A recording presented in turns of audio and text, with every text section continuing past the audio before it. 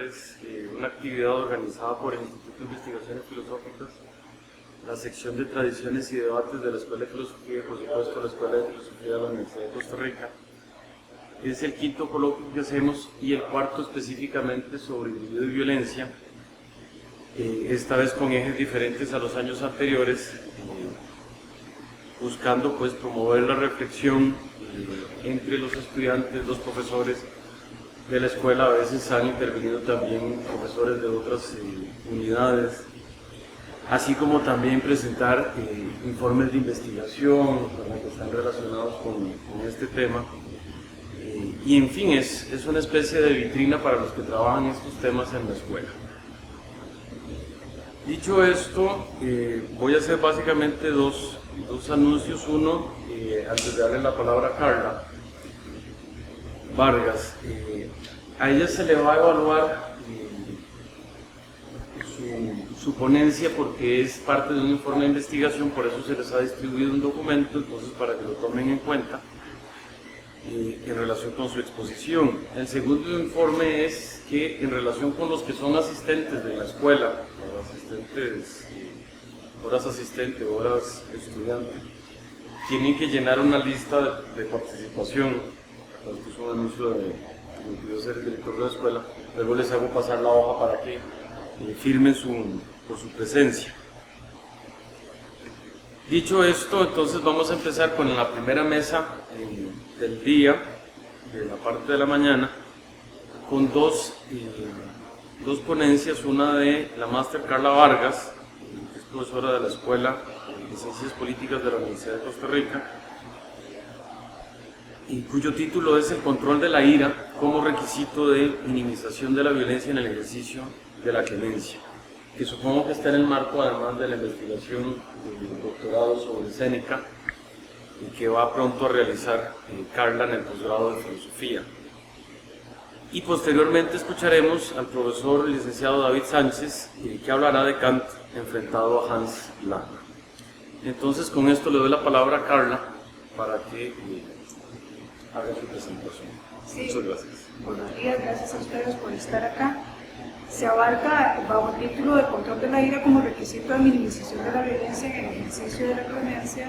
Se abarca el tema de la clemencia desde las obras de Séneca, como pensador estoico tardío, dando énfasis al problema de los afectos y en particular a la ira, que se supone que la ira se va a entender como un desencadenante de inclemencia, y además de esto se trabaja también el elemento en donde el emperador tiene que valorar cuáles son las circunstancias ante la posibilidad de ejecutar o no una pena.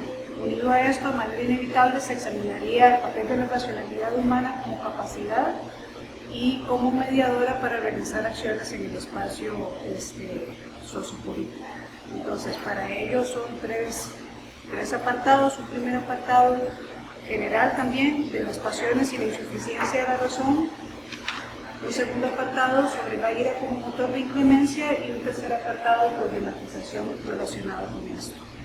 En la epístola 103, Séneca afirma que el ser humano debe pensar en el peligro que proviene de los otros seres humanos, de tal suerte que uno tiene que valorar el deber de cada uno de nosotros, y al observar a los otros lo tenemos que hacer en esta línea, para no infligirle daño a él, para no causarlo o para no causarlo uno mismo, ¿verdad? Y entonces le dice: alégrate de los bienes de los otros, conmuévete en sus desgracias y recuerda qué cosas debes realizar y qué cosas debes evitar. El fragmento anterior evidencia desde mi interpretación uno de los puntos de partida de la propuesta senequiana, y es precisamente la condición imperfecta del ser humano. El cordobés se sabe humano y no olvida que lo que exhorta lo dirige a sus iguales imperfectos, quienes pueden o no solo hacerse daño a sí mismos, sino que también tienden a hacer el mal a los otros de la misma manera o grado que podrían tender a hacer el bien. Es por ello que Séneca le pide a Lucilio que esté vigilante de sí y de los otros, que esté atento al riesgo no solo de recibir el daño, sino de infligirlo. Séneca llama en razón de lo inevitable de esta tendencia humana a hacer el mal al equilibrio anímico sustentándose en dos pilares, en la racionalidad y en la humanidad. La racionalidad, como capacidad diferenciadora entre personas y animales, domina todo, pues contribuye al fortalecimiento de la voluntad, al tener control sobre todo aquello que perturbe al ser humano. Así, desde el punto de vista de Séneca, lo puntúa en la ira, dice: no hay nada tan difícil y arduo que no logre vencerlo la inteligencia del hombre, ni pasiones tan indómitas e irreductibles que no se dominen con la disciplina, pues el alma ha logrado todo lo que se ha impuesto a sí mismo. Sin embargo, esta racionalidad, que se entiende como invencible, ordenadora y dominadora, deberá día con día enfrentarse a su contrario, las pasiones, los afectos, que como cualidad humana demuestran primero la debilidad inherente del individuo y segundo, la insuficiencia de la razón misma para realmente regular toda la conducta humana y dirigirla a la armonía. En otras palabras, con el fin de mantener el equilibrio anímico al cual Séneca hace llamamiento para que todos los seres humanos lo logren, no parece suficiente que se practique adrede el examen minucioso de sí mismo, el examen de los asuntos que se van a atender y que se determine a causa de quién se hará la tarea y con quiénes. Estos tres elementos se encuentran en el texto de la tranquilidad del ánimo. Es necesario entonces un estado de continua atención y observación hacia sí mismo y hacia los demás, que obliga necesariamente tanto a la deliberación como a la regulación de las pasiones, lo que para Oliveira, que es un pensador especialista en Séneca de Brasil, lo que hace es reforzar el apego senequiano a la realidad humana, porque tanto en Séneca como desde la interpretación de Oliveira, Séneca no está pidiendo que se eliminen las pasiones, sino que se las regulen. El ciudadano, el libre, el liberto, el esclavo, el proficiente, el sabio, cualquier ser humano, pero especialmente el gobernante, debe valerse ante cualquier acción que lleve a cabo de ciertas pautas que le llevarán a una deliberación correcta. Las primeras pautas podrían entenderse como las que se puntuaron en el texto de la tranquilidad del ánimo.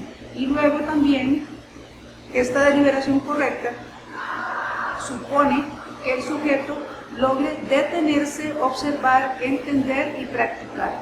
El individuo, bajo ninguna circunstancia, se permitirá ser impulsivo o se dejará dominar por las pasiones, pues esto es indicador de flaqueza anímica y un claro retroceso en su caminata hacia la tranquilidad del ánimo. La posibilidad de ser virtuoso, ser sabio y ser libre va a decaer si yo me dejo llevar por las pasiones. Aún así, fundamentado en lo anterior, aparece una debilidad teórica.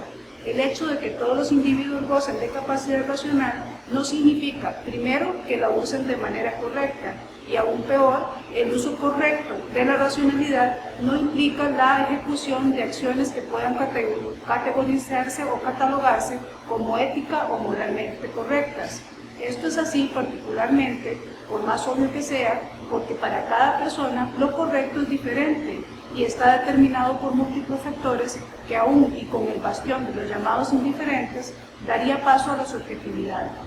Cada uno se detendrá, observará, entenderá y practicará desde sí y desde su condición de existencia única. Entonces esto lleva a una particularidad, aun cuando él está dando pautas que podrían minimizar, por ejemplo, el hecho de ser impulsivos o de dejarse llevar por la ira, esta forma, la forma que estas pautas se llevan a cabo son de cada uno. Entonces, aquí se encuentra una intención universalizadora, por decirlo de alguna manera, de ciertas pautas de conducta que en realidad en la cotidianidad chocan con la forma en que cada uno lleva a cabo esas pautas. Un ejemplo por excelencia es precisamente el emperador y sus condiciones de existencia, que estarían enmarcadas dentro del ejercicio y los beneficios del poder que le invisten, y como consecuencia directa esto de su cargo político. Séneca, en el texto de la Clemencia, le pide a Nerón que se aleje de manera intencional de las garras devastadoras de la ira, pasión que es tipificada como una forma de locura y que generalmente aparece en el individuo luego de recibir un injurio. La afectación de la ira se manifiesta en el desequilibrio y por ello, al igual que todas las otras pasiones, rige tratar de controlarla antes de ser entendida como algo bueno. O sea, aquí hay un problema de cómo se va a entender una pasión cuando una pasión podría entenderse como positiva o negativamente. Dejarse llevar por las pasiones es entrar y mantenerse en un estado distorsionado de lo que realmente hace el individuo, de lo que realmente haría que el individuo se desarrolle a plenitud.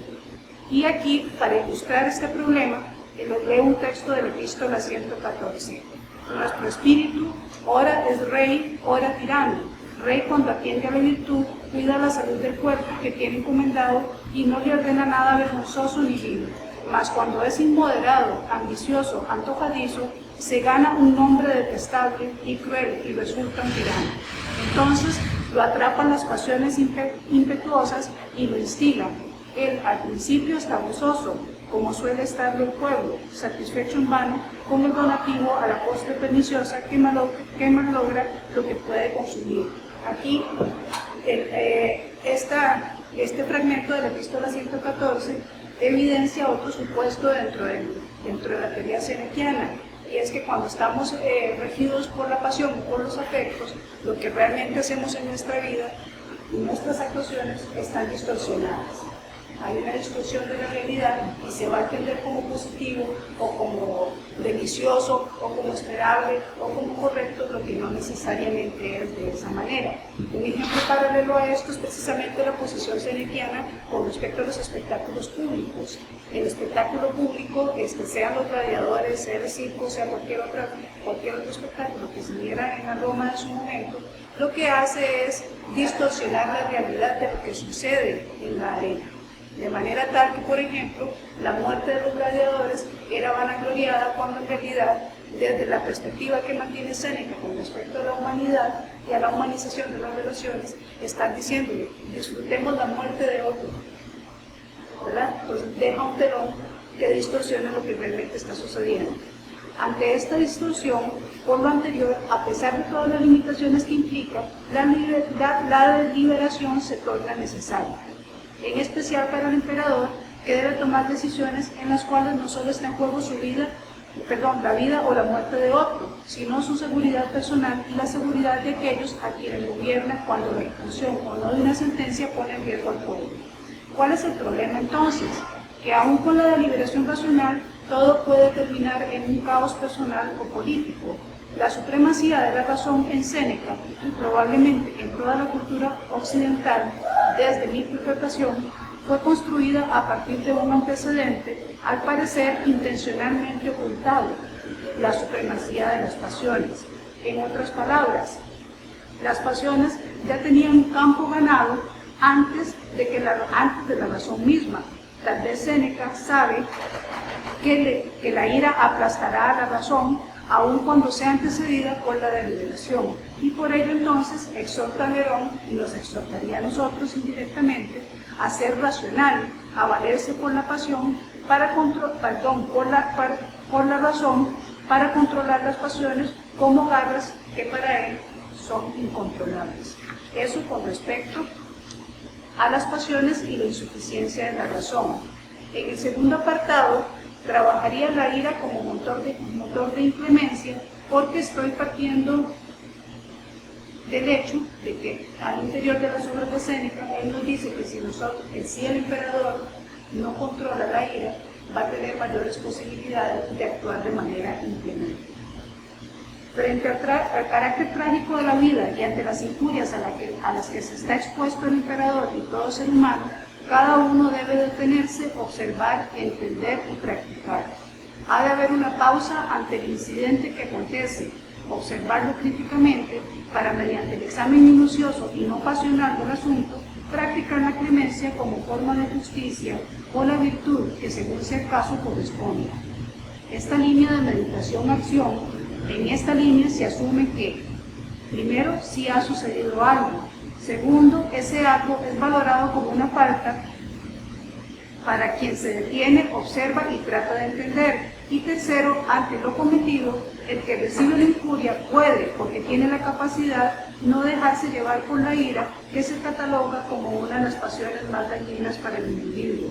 Al ser un sentimiento muy temido, el más abominable y violento de todos, ya que implica la pérdida de quien la siente. La pérdida aquí puede entenderse como la pérdida de control, efectivamente en el sentido afectivo, o como la pérdida de la razón misma, que es la que se supondría está dominando las demás pasiones. Pero entonces, ¿de qué manera la ira se convierte en un motor para la inclemencia? Primero, porque al ser pasión no es razón. Y con ello, segundo, sus características hacen que la razón no alcance, que no pueda contener según se esperaría que lo haga. El problema está, como traté de explicar anteriormente, que hay una sobrevaloración de la razón como supuesto contenedor o como que sería como una resistencia, ¿verdad? Algo que nos ayuda a no ser tan pasionarios, ¿verdad? La ira domina la razón, pues todos los seres humanos son capaces de hacer daño, y los efectos de este daño son más amplios de lo que se cree. Los efectos de la ira, en el caso del pensamiento de Séneca, no solo afectan al sujeto mismo, sino que pone incluso ejemplos históricos de cómo por el descontrol de la ira se han matado, se ha arrasado con multitudes, se han dado incendios, todo el orden político, ¿verdad? No todo, pero sí la mayoría, digamos, en el contexto de situaciones políticas, como un sujeto iracundo, en este caso el emperador, simplemente puede eliminar a la humanidad.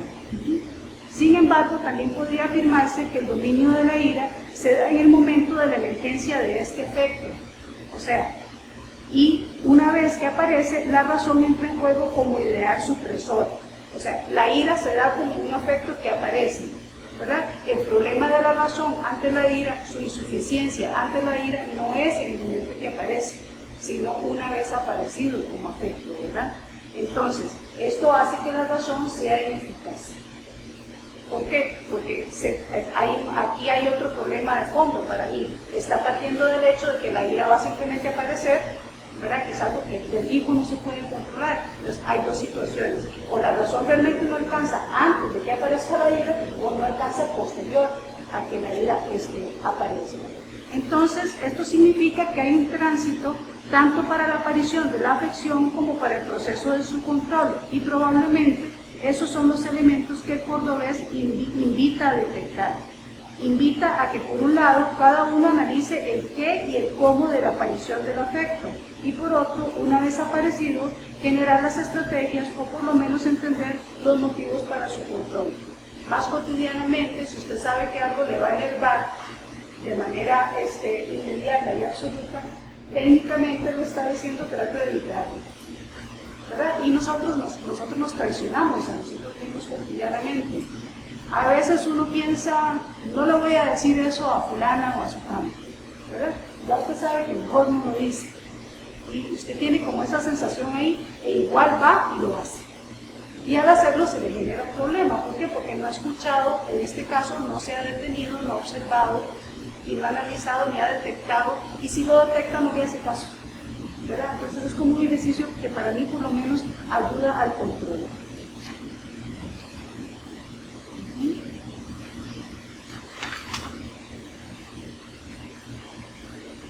De ahí que Séneca, entonces, ante esta necesidad de que cada sujeto aprenda a detectar cuáles son los elementos que le llevan a su descontrol, si yo aprendo a hacer eso, yo estoy haciendo un ejercicio racional, y ahí sí estoy dándole la función que muy someramente puedo explicar, pero la función que Séneca le está dando, una función positiva a la razón. Cuando yo puedo detectar eso, la razón sí tiene una función positiva. Cuando yo, una vez que aparece la ira, no la puedo controlar, decaen las posibilidades de la razón como elemento de control de esta pasión. Entonces Séneca le afirma a Nerón que debe encontrar razones suficientes para practicar la clemencia como virtud, como estrategia y como utilidad, en lugar de dejarse llevar por la ira, pues esta afección no se adapta a la naturaleza humana, no es útil y además no es necesaria, y nada más y nada menos es siempre contraria a un ánimo virtuoso, ¿verdad? El hecho de que yo me deje llevar por la ira y no practique la clemencia realmente lo que hace es eliminar de manera paulatina y abrupta las posibilidades, también abrupta las posibilidades de que yo llegue a ser virtuosa o virtuoso. Asimismo, sobre esto, Séneca indica que la virtud se funda en la doctrina y el ejercicio, por lo que se debe corroborar en la práctica todo aquello que se ha aprendido. Aquí está vinculando la cuestión preceptiva, digamos, del pensamiento cristiano, ¿verdad?, y doctrinal, con la puesta en práctica de esto. Esto significa que está vinculando, en términos más desde acá, el ejercicio y la racionalidad para poder entender el precepto y la parte ética moral para poderlo poner en práctica. Estos dos elementos permiten que se aprovechen los dogmas y los preceptos, que en algunos casos es con carácter de edicto, y como vía de expulsión de las pasiones. Además, recuerda que el camino de la sabiduría es largo a través de los preceptos, pero breve y eficaz a través de los ejemplos. Recordemos que el texto de la clemencia es escrito y puede ser, en la mayoría de los casos, es entendido como una pedagogía del gobernante. Entonces está diciendo, Séneca al parecer le está diciendo, Nerón, que esto es lo que usted debería de hacer si quisiera ser un buen gobernante. ¿Verdad? Hay toda una pedagogía sobre esto, y en realidad también, por otro lado, por entenderse, y es un problema teórico que por lo menos para mí todavía no está resuelto, que el mismo Séneca le está diciendo a Nerón, vea cómo actuaría yo, ¿verdad?, que es el problema del espejo como ejercicio literario específicamente. Eso sobre la ira como motor de inteligencia. La problematización es más puntual. Al considerar lo anterior, el panorama vislumbra los siguientes asuntos desde mi interpretación. El ser humano imperfecto pero perfectible se encuentra en una lucha constante al tratar de dominar mediante la razón el advenimiento, aumento y consecuencias de los afectos. La ira, catalogada por Séneca como la peor de las pasiones, da cuenta de la impotencia de la racionalidad humana para opacar el afecto una vez que éste aparece. Y cuando aparece, el ejercicio al que debe someterse el individuo para controlar o eliminar la afección puede o no ser efectivo e incluso tardío. O sea, aunque yo me detenga, observe, analice y practique, en el sentido de ya sé que esto me va a enervar, entonces lo voy a evitar, aún así, todo lo que haga la razón puede ser tardío, puede ser ineficaz. ¿Verdad? Concluyen varios factores para poder o no controlar las afecciones. Primero, por un lado, lo que desde la actualidad sería llamado el carácter del individuo. Séneca le afirma a Nerón que no basta con la tendencia humana al bien, la cual se da de manera natural. Y por otro, el carácter puede ser activo, contemplativo y tendiente al placer, y ninguno de los seres humanos está exento de la combinación o predominio de estas formas. O sea, aunque yo tenga la racionalidad, influye lo que desde acá llamaríamos carácter o personalidad. Y aquí es importante que él hace una división sobre el tipo de carácter. El contemplativo, que sería el más racional, el tendiente al placer, que sería el menos racional, y el activo, ¿verdad? Tiene que ver también con la división de las funciones humanas. El problema básico como consecuencia no sería propiamente el carácter que se tenga, sino cómo dejarse llevar por la ira o practicar la clemencia, y cómo esto está mediado por la toma de decisiones, la deliberación, y si esta deliberación es suficiente o no. El segundo elemento, para efectos de practicar o no la clemencia, tiene como requisito, es que para efectos de practicar o no la clemencia hay un requisito, y es el control de la ira, ¿verdad? Y en este control de la ira va a influir la lejanía o la cercanía que se tenga en relación con el ejercicio del poder, pues tendrá mayores posibilidades de ser inclemente el que goza de mayor poder y de acceso a los medios para ejecutar la pena. Para el emperador, su ejercicio está entintado de caracterizaciones extrahumanas, al asemejarlo a los dioses, o también está entintado de caprichos, pues a sabiendas de su poder, frente a una injuria leve, podría agravar la pena, y frente a una injuria grave, minimizarla o anularla por razones estratégicas. De igual manera, como tercer punto de problematización, interfiere el deseo y la voluntad. Aún teniendo todo a favor para ser clemente, la persona simplemente puede decidir que no. ya sea el emperador, ya sea el justiciante, ya sea el liberto, ya sea el esclavo, definitivamente puede decir que no, y con esto se vuelve a tornar positivo el quehacer pedagógico que se encuentra no solo en la prudencia, pero el quehacer pedagógico en general, al conjugar la doctrina con el ejercicio, la teoría y la práctica. Pero si no se quiere, realmente no se quiere, ya que tanto la voluntad como la racionalidad no son infalibles. Esa sería la participación que se le propone. Muchas gracias.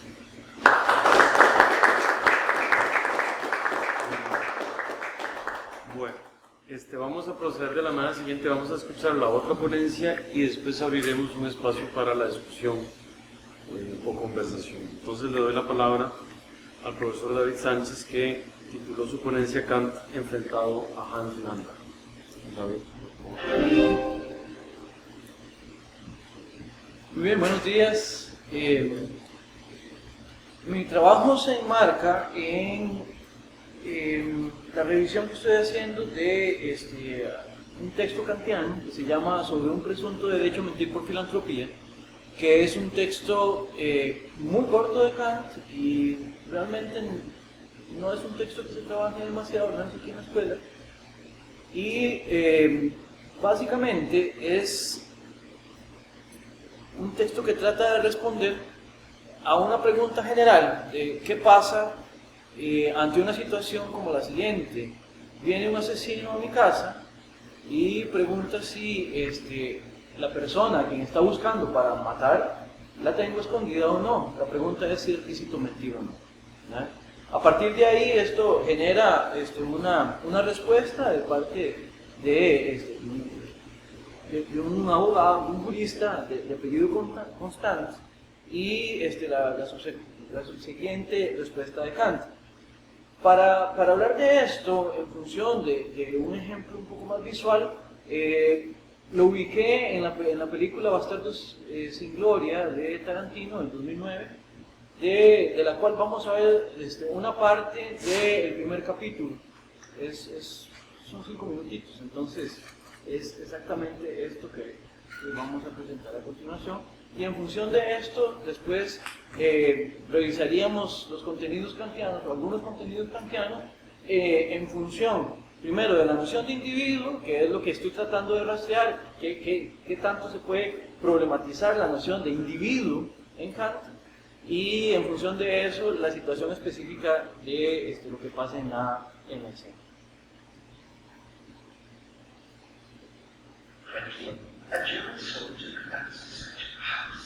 Perdón, nada más para ubicar, porque la escena dura como 20 minutos, entonces no la vamos a ver completa, ¿no? Por supuesto. Como verán, aquí están dos caballeros conversando. El de la derecha es el coronel Hans Landa, coronel de las SS, que lo que anda, lo encargaron de ir a cazar judíos a la campiña francesa. Él llega a la casa de la familia de este caballero, donde él está con sus 3 hijas. Entonces está toda esta circunstancia de que vienen a preguntarle si él ha estado escondiendo o no judíos, que ya se lo habían preguntado anteriormente. Entonces lo que vienen es como a revisar y chequear de nuevo. En este momento el coronel simplemente lo que está es tratando de ver cuál es el lenguaje corporal del señor que lo recibió, y a partir de ahí está tratando de ver si efectivamente hay judíos en la casa, y en consecuencia de eso es lo que va a pasar.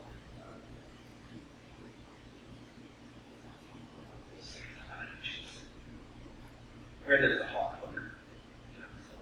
You don't see nothing. It looks everywhere and he will hide. There's so many places that will hurt. The reason the film is for the Osman it was a place in French cow country today is that's going to be. This is whatever. She's getting on. Say that. May I say my eyes?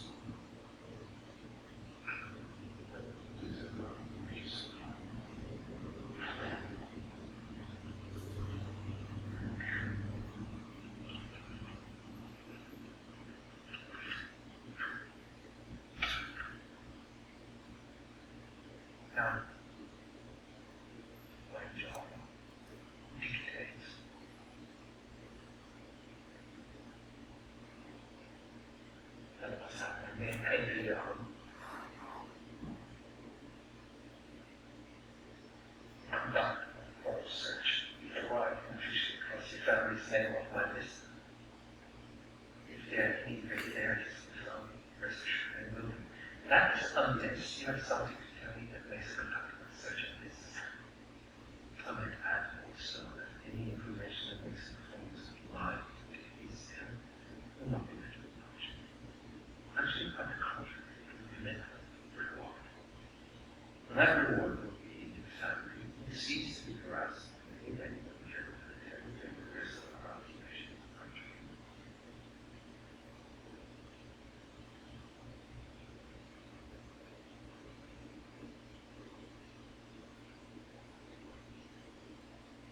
You're showing the enemies of slavery.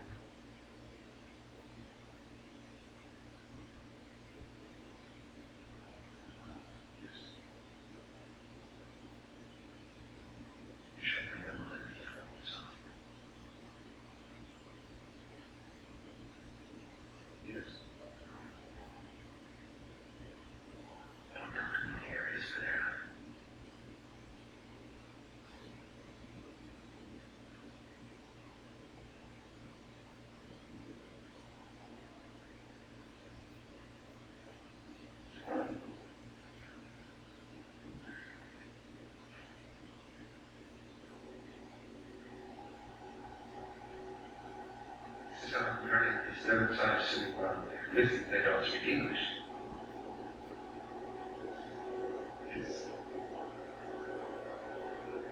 I'm just like a French sound, I want you to pull up the scribes.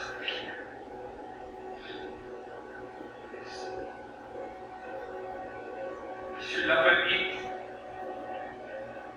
je vous remercie.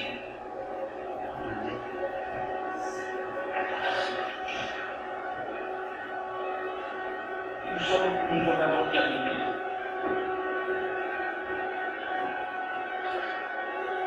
Ah, mesdames, je vous remercie pour le temps que vous avez consacré. Je ne suis pas particulièrement longtemps. Donc, messieurs et mesdemoiselles, je prends congé. Je vous dis adieu.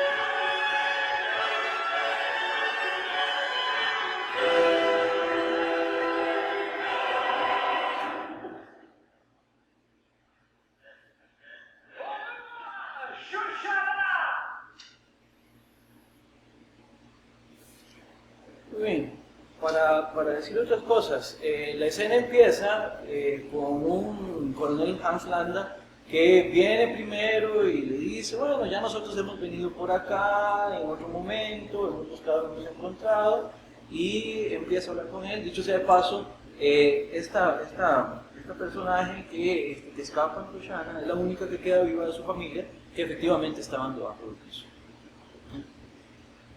Ahora, la pregunta es, a propósito del pensamiento moral kantiano, ¿qué es? Uno podría preguntarse desde lo general, ¿cuál es el deber de una persona a propósito de una circunstancia como esta?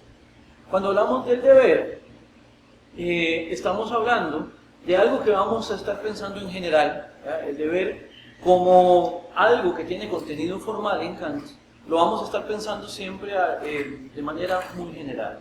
Algo que en Kant se piensa desde la universalización posible de la acción, ¿ya? Esto introduciría varias limitaciones interesantes al texto específico en el que me estoy basando, y es el siguiente. Primero, Kant introduce algunas variables que no siempre están introducidas.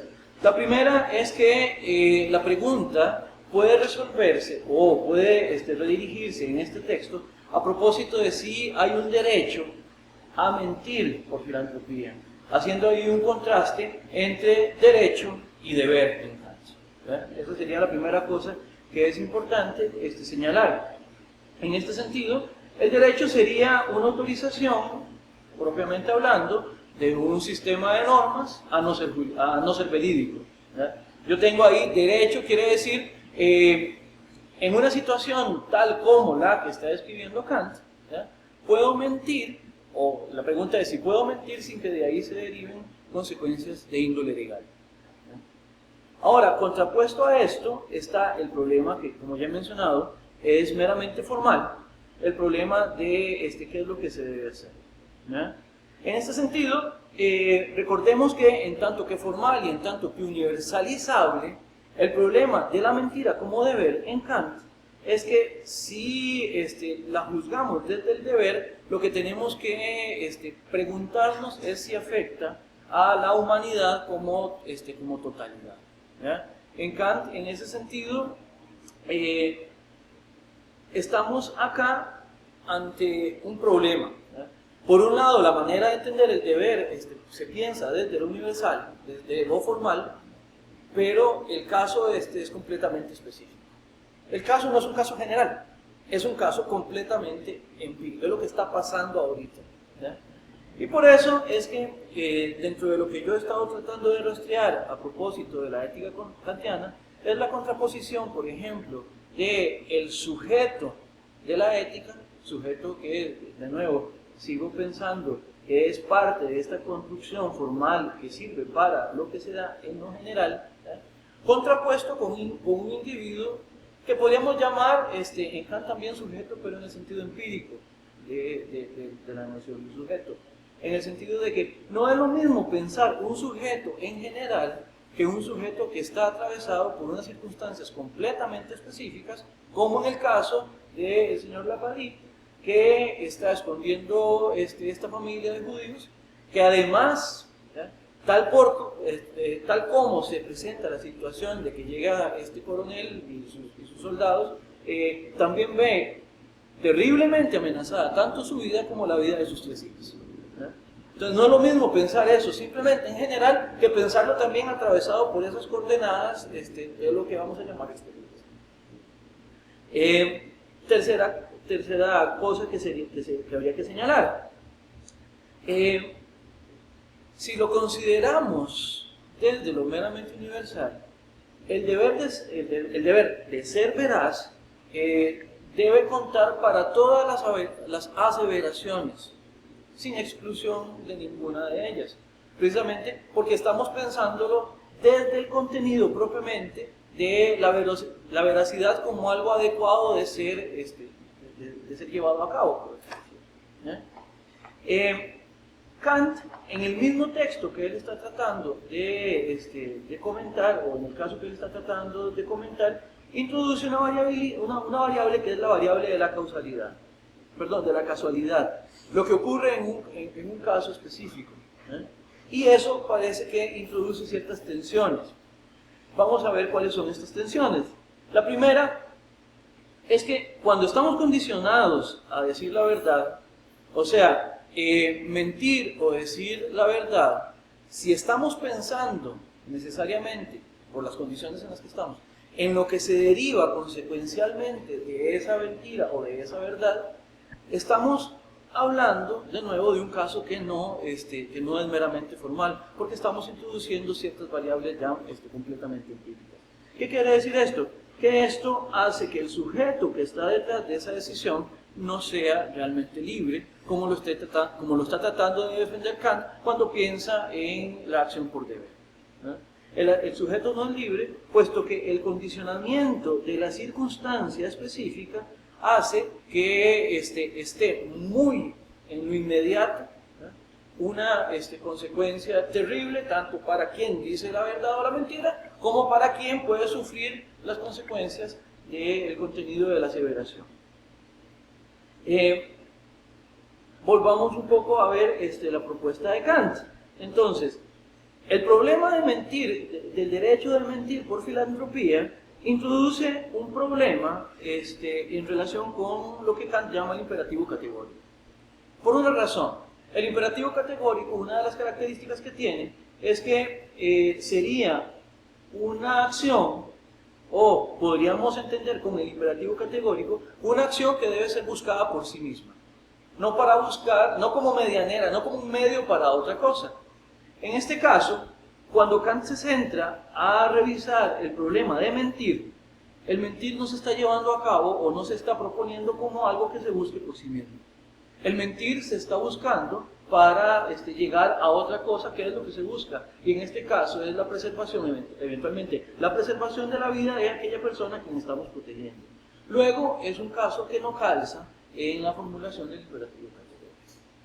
Si quisiéramos hacer llegar este problema de mentir por filantropía, eventualmente, al imperativo categórico, lo que habría que revisar como un deber es precisamente el contenido filantrópico, sin introducir el problema de la mentira.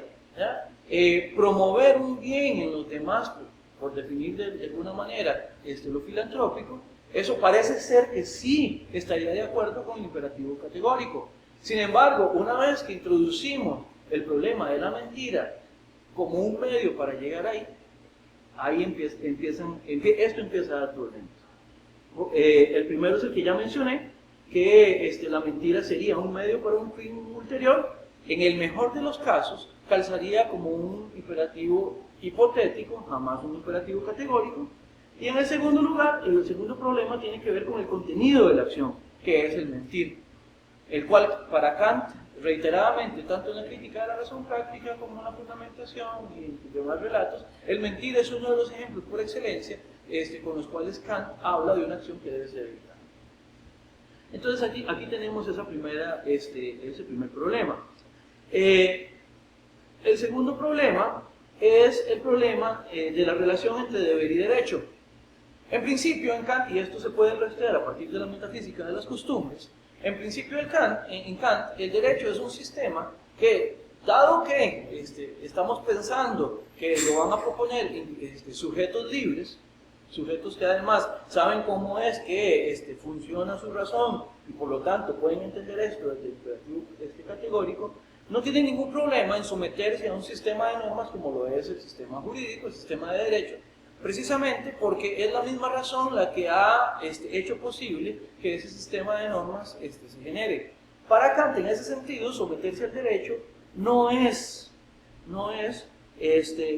un sometimiento que indique falta de libertad, o al menos no como una falta de libertad como la que podríamos tener si, por ejemplo, nuestras acciones estuvieran condicionadas meramente por nuestros gustos o por nuestras mismas propensiones, digamos, hacia el placer o dolor o cosas por el estilo.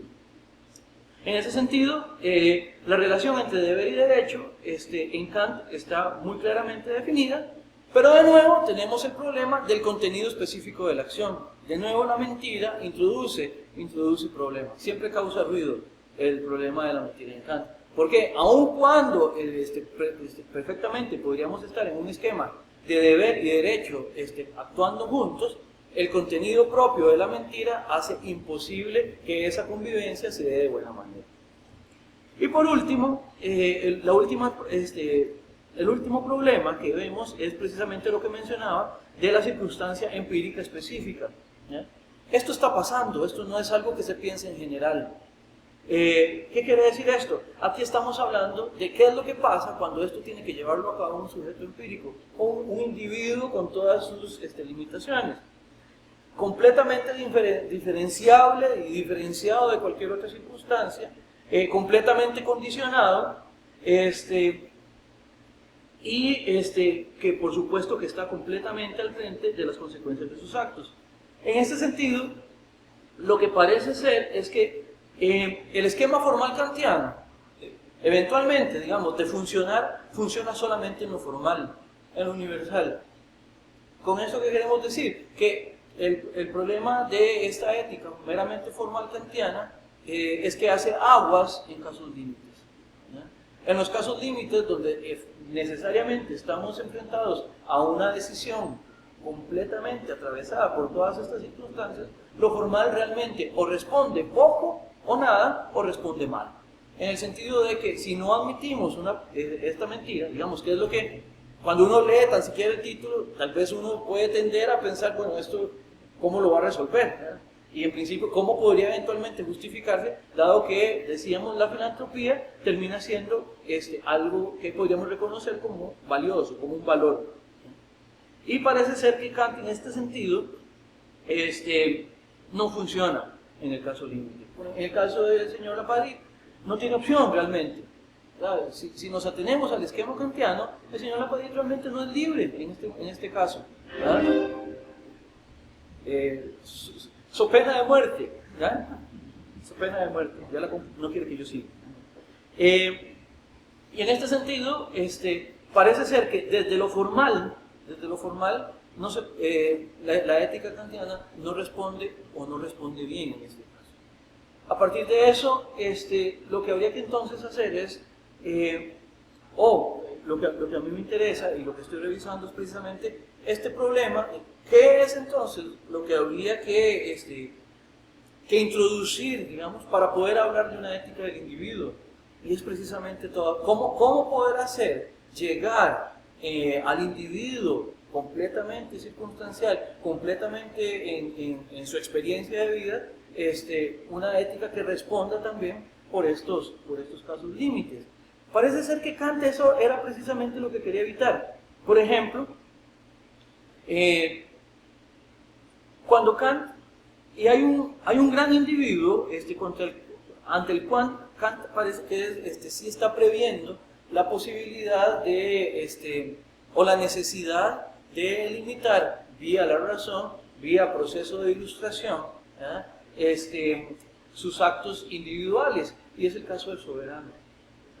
El problema del soberano es que es un individuo también completamente circunstancialmente condicionado, pero que de no entenderse como un sujeto, como este sujeto en general que hemos venido hablando, tenemos el problema de que sus características singulares, las características del soberano como tal, lo facultan para actuar de una manera que no están en posibilidad de actuar otros individuos. Kant, ante esa distinción, él opta por la unificación de todo agente moral con la categoría de sujeto, sacrificando en ese sentido o bien la reflexión o bien la resolución de problemas como estos. Y ahí es donde estamos señalando que el sistema tiene una grave limitación, precisamente que se evidencia al no poder responder en casos límites como estos. Eso sería mi participación. Muchas gracias. Entonces abrimos el momento para discutir sobre las dos ponencias. Juan Diego.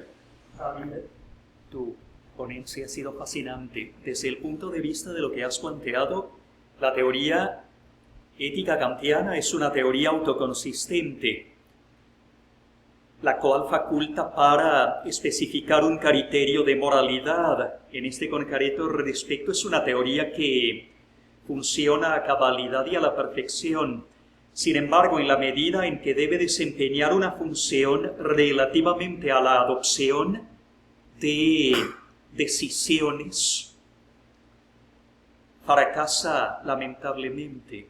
¿Es esto lo que, grosso modo, has planteado? Sí, con otra precisión que tal vez habría que hacer. Vamos a ver, generalmente los estudiantes, cuando uno trata de explicar el sistema ético kantiano, le dicen, pero esto es... Y son las críticas reiterativas, esto, tanto que formal es una ética como para ángeles, para robots, dicen es una ética completamente aburrida porque no le permite a uno realmente todo. Uno siempre está en función del deber. Y vamos a ver, el asunto es que frente a las decisiones más habituales, esta ética prevé el entenderlas mediante, por ejemplo, los imperativos hipotéticos. Ahora, la gran pregunta de lo moral, el deber en Kant, resuelve en función de características que se pretenden universales. ¿Qué quiere decir? Que tiene que ver con una ética que no está, digamos, diseñada para resolver problemas tan específicos, por supuesto desde lo general por definición, pero en el sentido de que no es una ética, digamos, para solucionar momentos de crisis, digamos. Porque en momentos de crisis, una vez que la crisis se presenta ante el sujeto, lo vuelve completamente el sujeto empírico. ¿Qué quiere decir esto? Un sujeto ante una crisis necesariamente tiene que resolver condiciones que son demasiado específicas, que no entrarían dentro de la formulación general de la ética kantiana, efectivamente. Entonces, es una ética que funciona, pero no para casos límites, no para problemas en ese sentido específico. O sea, es una teoría ética que no lidia adecuadamente con las denominadas inconsistencias contextuales. Y si tal es el caso, entonces es perfectamente, bueno, quizás no perfectamente inútil, sin embargo es muy, muy limitada como lo has planteado. Es correcto. Precisamente por eso, la investigación de fondo que está detrás de esta investigación es que yo estoy tratando de hacer un puente entre una ética del sujeto, como es la kantiana, y una ética del individuo, que además considero que ninguna de las dos resuelven adecuadamente. Ambas tienen problemas. Ahorita estoy centrado en esta exposición en la ética del sujeto y ver sus limitaciones, precisamente. Muchas gracias.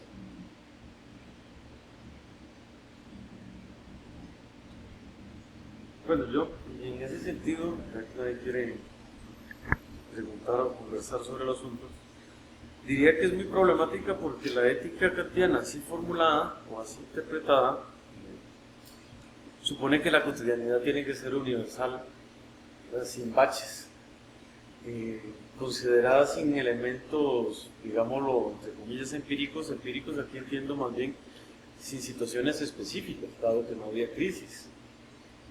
Es decir, cuando yo estoy viendo una película cómodamente en mi casa, todas las decisiones que tomo mientras no afecten, no estén más bien escritas en una situación crítica, específica, etc., puedo ser ético y puedo no mentirle de verdad a la otra persona con la que estoy viendo la película de que voy a ir a hacer palomitas y no me voy a escapar del sitio, voy a ir a hacer otra cosa, desde ese punto de vista. Entonces es muy peculiar porque esta parte Kant no aparece explícitamente el hecho de que la cotidianidad tendría que ser universal, formulándolo más bien desde ese punto de vista.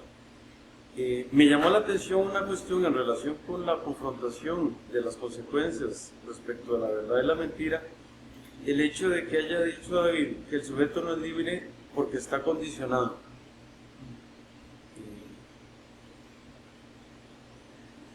Es decir, no es de entrada cierto siempre. Bueno, en este caso, de nuevo, sí para Kant, digamos. Me refiero a que dentro de cómo funciona el sistema kantiano, el problema es que el condicionamiento de su acción, precisamente por las consecuencias de ella, ese es el inconveniente que traería para Kant. Si el sujeto está pensando, si ya estamos hablando de este caso, si el individuo, si el sujeto empírico está pensando en las consecuencias de sus actos, estas consecuencias eventuales de sus actos no le permiten realmente tomar una decisión completamente libre. O vamos a ver, en el mejor de los casos, cuando puede considerarse, y ojo que esto lo digo como una limitación, ¿cuándo puede considerarse la consecuencia de un acto sin que esto afecte la moralidad del individuo? Cuando realmente no es un problema si este acto lo podemos pensar como universalizable, cuando simplemente estoy haciendo una acción para conseguir algún resultado específico. Eso Kant también lo prevé, pero no es ahí donde se juega la moralidad para él, porque precisamente ahí no hay una libertad de conciencia.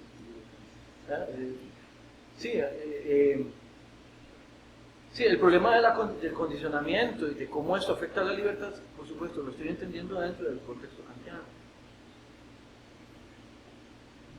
Sí, dentro de esa situación uno podría decir más certeramente que uno debería tener la obligación de mentir en esos accidentes, cuando la cotidianidad no es universal, precisamente porque uno se lo estaría jugando y estaría eliminando el condicionamiento por el cual no sería un sujeto libre. Y además, sin que eso fuera un problema en relación con el deber, porque dado que la situación está completamente restringida a lo que está pasando en ese momento, tampoco es que ahí nos estemos jugando el problema del deber, o sea, el problema universal del deber. Ni siquiera estamos pensando qué pasaría si todos estuviéramos en esta situación, porque es una situación tan específica que no sería sensato tan siquiera planteárselo como algo que pudiera elevarse a la universalización. Y sin embargo, desde un punto de vista político, esa es una condición básica del Estado. Es decir, se supone que el Estado existe, pongámonos en la África del siglo XVII, puede que por el consenso común, ¿verdad? Luego el contrato social si se quiere, pero siempre al mismo tiempo bajo la idea de la amenaza, del deseo de venganza, es decir, bajo la idea de represalias si no se comporta conforme al consenso común. Es decir, que esa circunstancia en realidad está siempre en el fondo. Políticamente, esto que parece ser una cosa inaplicable éticamente, sin embargo es el horizonte de significación de la política. Cada vez que alguien hace algo moralmente correcto, que es conforme a las leyes, uno puede decir, bueno, está en la lógica del sujeto libre, etcétera, porque la cotidianidad es regular, es decir, ustedes no llegan y asaltan el supermercado, etcétera, etcétera, sino que están de acuerdo con que el precio por una botella de agua sea de 5.000 colones, les parece totalmente normal. Y en sentido inverso, si más bien yo no acato esa cuestión, sé que funciono bajo una amenaza de muerte, bajo la posibilidad además de jugarme mi poder en relación con la situación de los otros, ¿verdad? La situación, por ejemplo, con el gobernante que supone que debería llegar a poner orden a la situación. Entonces, para desencajar un poco la situación, el sujeto sería libre porque es político, no porque es una cuestión ética. Es decir, esa condición universal de la cotidianidad no es por los casos concretos, sino por el caso de la fundación del Estado, tratando de salvar a Kant. O sea, no Kant es visto. Sí, no, en este sentido, vamos a ver. La pregunta en Kant es ¿cómo es que eso opera? Creo que eso se puede afirmar incluso en Kant, o sea, lo que usted está mencionando, con la diferencia o con la salvedad que Kant diría, pero de fondo hay una moralidad que lo hace posible. Porque en última instancia, sí, claro, ¿qué es lo que se busca con esta comunidad, con el Estado? Es precisamente regular esta inconsistencia que tiene el ser humano de que necesita vivir en grupo, pero viviendo en grupo es autodestructivo también, insociable sociabilidad que menciona en otro texto. Kant también ve ese problema y esa necesidad. Sin embargo, él hace confiar o confía en la razón y en la moralidad como en última instancia el fundamento también de eso político. O mejor dicho, para Kant, dentro del sistema kantiano, o respondiendo desde el sistema kantiano, lo político es también algo que sirve o que está en continuidad con lo ético. Eso parece ser lo que Kant consideraría. Que lo fundamente adecuadamente, eso lo podríamos discutir, pero eso es lo que Kant afirma, o lo que Kant esperaría. Sí, lo digo porque tenemos una interpretaciones completamente contradictorias sobre Kant. Es decir, cuando Sartre escribe en las situaciones, hablando de la ocupación, nunca habíamos sido tan libres como durante la ocupación. Desde mi punto de vista, Sartre está siendo kantiano, es decir, es en ese momento en que se está viviendo precisamente la cuestión de la decidibilidad ciertamente en un registro moral, pero fundamentalmente político, porque sería lo que da pie a que esa cotidianidad pueda llegar a ser universal. La cotidianidad universal, en cambio, la ética kantiana es relativamente irrelevante, es decir, estoy nuevamente en el sillón de la casa viendo una película y la ética kantiana no me sirve de ninguna manera para levantarme del sillón para saber si hago palomitas o no. Es decir, puedo decir la verdad, voy a hacer palomitas. No tendría por qué mentirle a nadie, pero no me sirve para nada más. Entonces yo retraigo la situación kantiana precisamente a esa situación de crisis. Es cierto que aparentemente desde el punto de vista de la formación del sujeto es problemático porque es una cuestión meramente empírica, pero me parece que es ahí donde se jugaría la situación, el que tenga que ser crítico.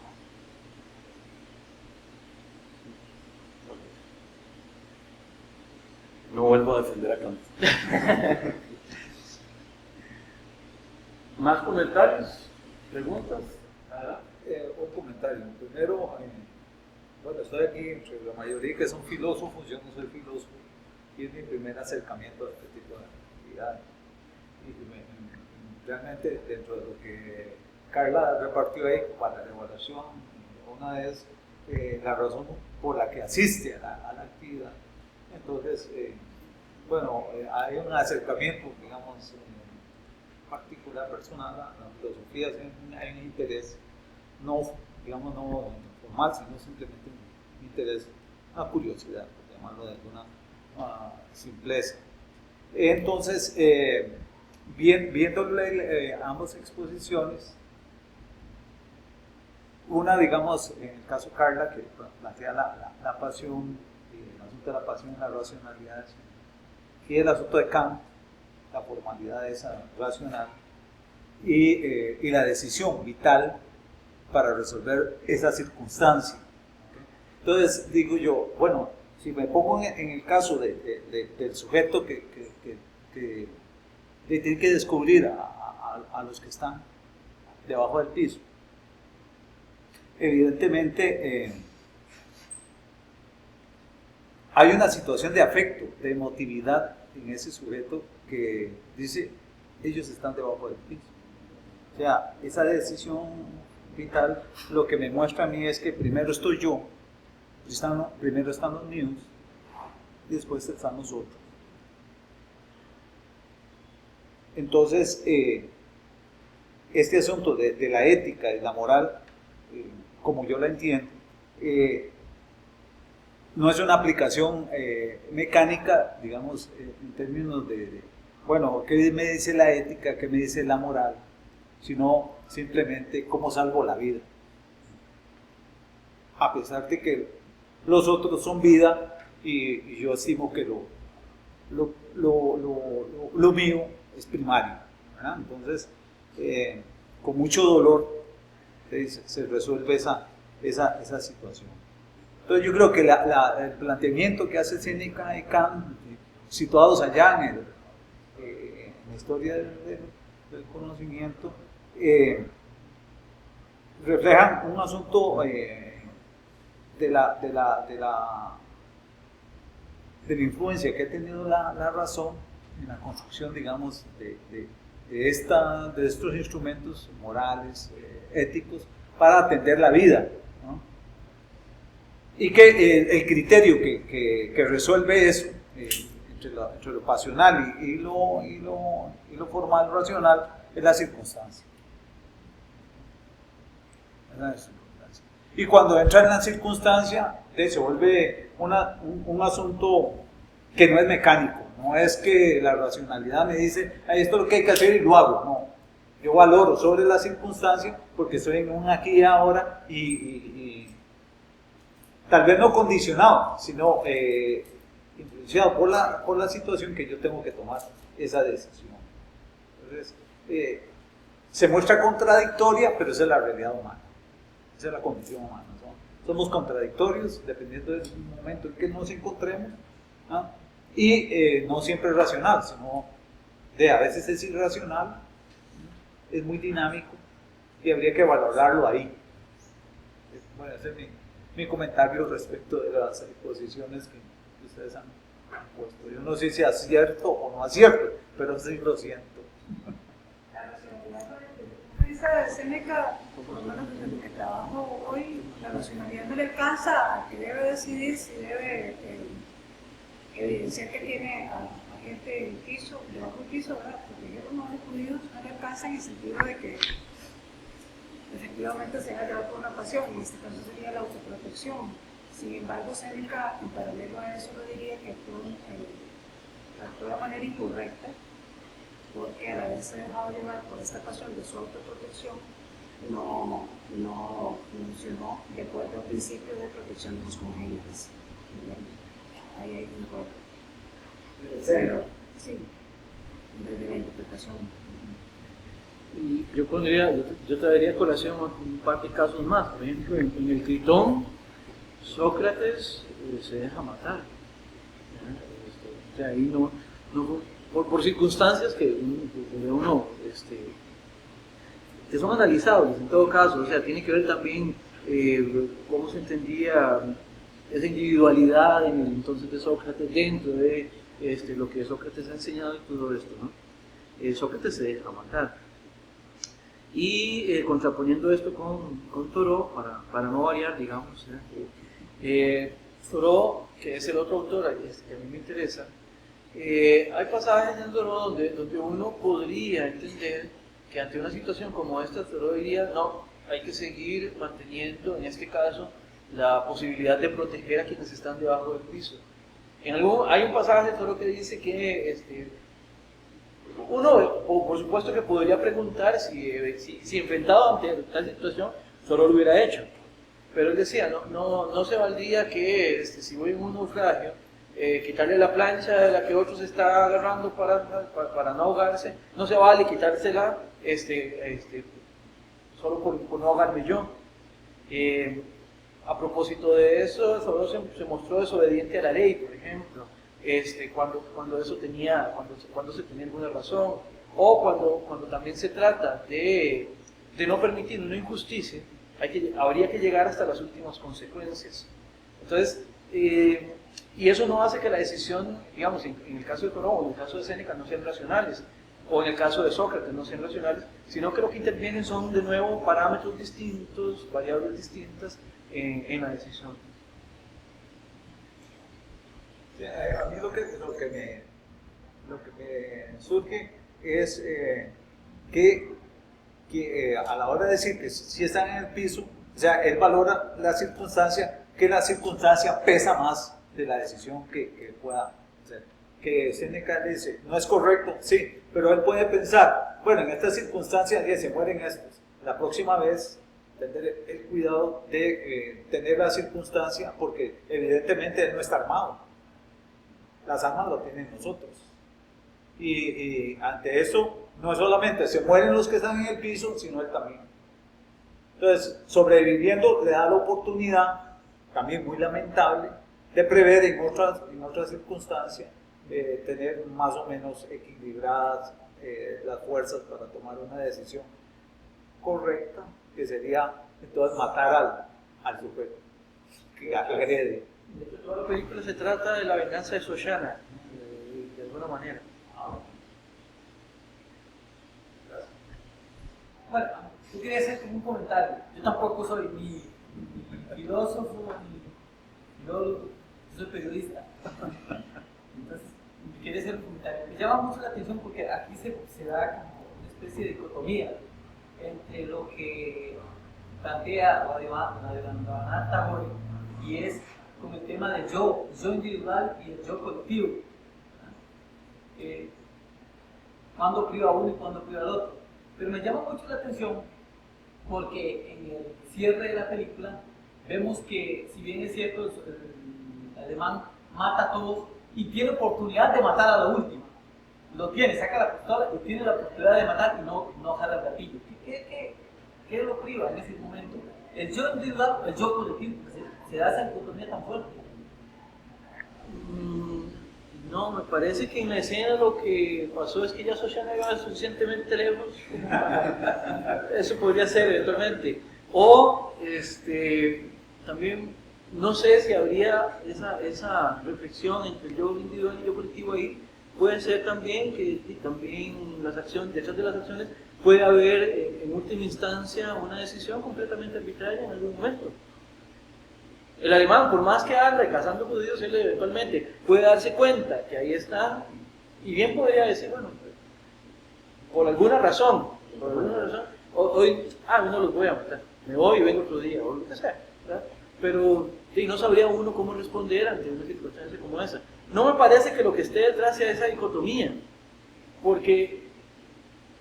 No, me refiero en el sentido de siguiendo la trayectoria de lo que comentaba el compañero, o sea, la dicotomía de sobrevivir yo, o sea, sobrevivir yo y le paso por encima a los demás y para salir adelante y nadie los demás no nada, ¿verdad? Sí, efectivamente. Vamos a ver. Curiosamente, este alemán, bueno, pues pensando de esa manera también, si lo que importa es sobrevivir yo, él también podría pensar, lo mejor es que no se me escape ninguno, para que después no remeta en venganza de lo que pasó. Leonardo, y luego Pablo. Para continuar un poco con lo que estaba molestando ahí Sergio, creo que en realidad justamente son en esos casos límites donde Kant quiere eliminar la posibilidad, digamos, de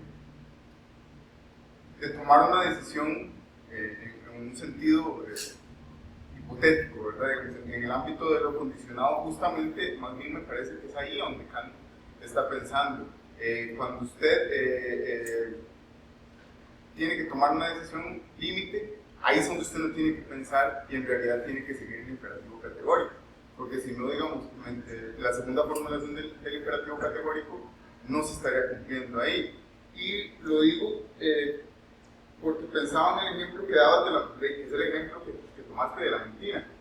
Que vos dijiste que, bueno, el imperativo categórico es una acción buscada por sí misma, sí, efectivamente dices que mentir no se busca por sí mismo. Pero creo que aquí hay una simetría de la que no estás pensando, porque si bien mentir no se busca por sí mismo, en un sentido kantiano, no mentir sí se busca por sí mismo.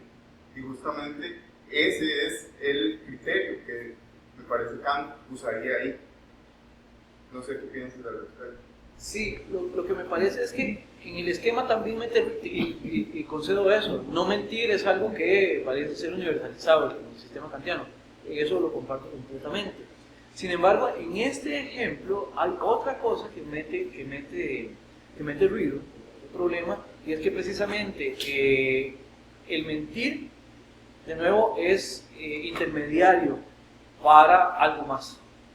Entonces, el problema es que siempre lo que ha de universalizarse, incluso para responder a la segunda fórmula, a la segunda formulación del imperativo, ¿ya?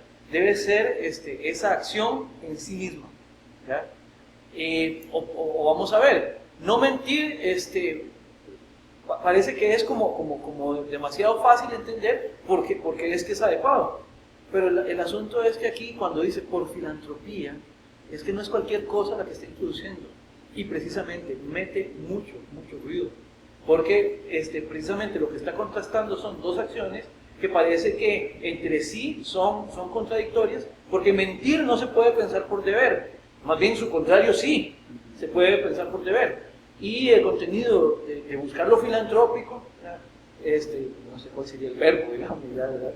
Pero buscar el bien de los demás, o buscar el bien de la humanidad, que está de todas maneras introducida en la formulación, parece ser que sí se busca por bien. Entonces hay una tensión en la misma formulación de lo que de la situación o de la circunstancia, porque es mentir para llegar a esto otro, independientemente de si no lo pensamos como un imperativo hipotético en ese caso. El problema es que realmente ahí son dos contenidos y parece contradictorios. Obviamente, de repente, si uno quiere ya resolverlo, digamos, de nuevo, me pongo a pensar en Thoreau diría, no hay ahí entre esos dos, si hay conflicto, piensa en lo filantrópico, o sea, no hay que darle mucha vuelta. En un caso límite, lo filantrópico tendría que primar. Por eso, digamos, lo filantrópico en este caso Kant está pensando en un sentido universal. Entonces podría no ser un problema esta cuestión particular de si matan a fulanito o a fulanita, sino en el sentido universal de filantropía, ¿verdad? Creo que lo que vos hablabas de que hay un problema a nivel individual, pero Kant bien lo dice, digamos, lo particular se tiene que subsumir en lo universal. Entonces al final estamos pensando en ese sistema universal de fines y no en sí matan a fulanito o fulanita. Entonces, aún en ese caso límite, por eso lo digo, Kant está pensando en esos casos límites, uno no está pensando en fulanito o fulanita, está pensando en el sistema universal de fines. Nada más, y uno tiende a decir, vamos a ver, uno con solo ver el título, uno dice, bueno, ya más o menos entiendo por dónde lo va a resolver, pero no es tan sencillo. ¿Por qué? Porque el mentir también hay que pensarlo universalmente. O sea, lo filantrópico como que se busca por el bien de lo universal, pero el evitar la mentira también se busca en función de lo universal, según Kant. Entonces, por eso es que mete tanto ruido. Sí. Eventualmente uno, a la hora de tomar la decisión, uno lo que hace es que toma la decisión. Muy probablemente uno abandonado a la necesidad de tomar esa decisión, uno simplemente toma la decisión y hasta después es que reflexionará sobre ella. Pero Kant, digamos, como que no... Michel Onfray tiene un textito donde cierra diciendo que el problema es que el sistema kantiano no deja puertas de escape, salidas de emergencia, no deja salidas de emergencia, porque eventualmente uno podría cuestionarse si vale la pena respetar, digamos, en un asesino, por ejemplo, en un coronel de la CSS, respetar o tratar de respetar en ellos a la humanidad toda, como si de verdad, claro, eso sería problemático para Kant, por supuesto, pero Michel Onfray dice, Kant, el problema es que nunca deja el espacio para la desobediencia, y él pone, del injusto, obviamente, o para no atender al inadecuado, cosas por el estilo. Y sí, eso es algo que es interesantísimo. Pablo. No, nada más van como en la misma línea de un poco de lo que de la discusión, y es un comentario más bien, digamos, de la manera en que yo veo en parte el problema es en cómo entendemos o cómo entiende Kant, o más bien como mal entiende Kant la idea de caso, situación y acto, completamente mal. O sea, ¿qué dice sobre el asesino? No, la situación de mentir o no mentir no es un caso, ni una situación, ni un acto moral independiente y único. O sea, está ligado al hecho de que hay un asesino. ¿Qué dice Kant sobre el asesino? Nada. No liga a la existencia del asesino con la posibilidad de mentir. Solo desde el yo, por supuesto.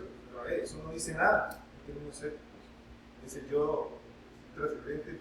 Y por supuesto que lo que digo yo es que hay una pésima comprensión, una comprensión total de la idea de caso, de situación y de acto, en el caso de Kant, porque es un laboratorio y presenta una situación que parece ser real o cotidiana, como decía Celio, o habitual o vivencial, y no lo es. Es un laboratorio. Y así es muy fácil hacer ética. De hecho, la única forma de hacer ética. En ese sentido, sostengo, al menos lo que estoy tratando de hacer con este texto, yo sostengo que hay tres formas, por lo menos, de abordar el problema que está relatando Kant ahí. El primero es el problema, efectivamente Kant está respondiendo a una pregunta jurídica, de si efectivamente hay un derecho, o sea, si el derecho asiste a la mentira filantrópica, ¿verdad? Y me parece, lo resuelve mal. ¿Verdad? La segunda, el problema de cómo resolver una decisión dadas las circunstancias. Si lo vemos desde el imperativo categórico, me parece que no calza. Luego ahí hay un problema.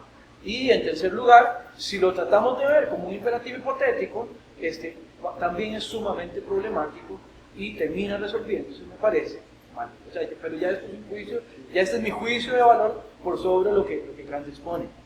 Kant lo que dice, no, esto se resuelve de esta manera, y en ese sentido, como apuntaba ahora Juan Diego, es consistente en el sentido de que si tomo en cuenta estas variables y si no son negociables, Y la resolución es esta.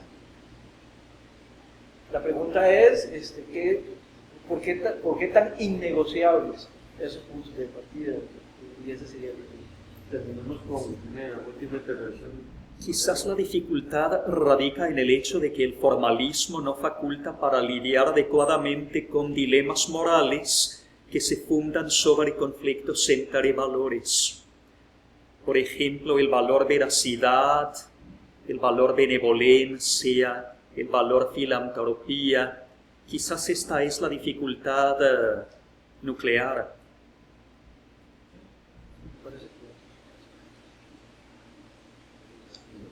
Antes de acabar, le pido a los que les han dado unas evaluaciones de la ponencia de Carla que las hagan llegar aquí a la mesa. Vamos a realizar un receso de 15 minutos. Hay un café en el vestíbulo del lado de los espejos.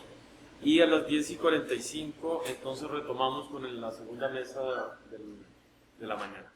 Muchas gracias.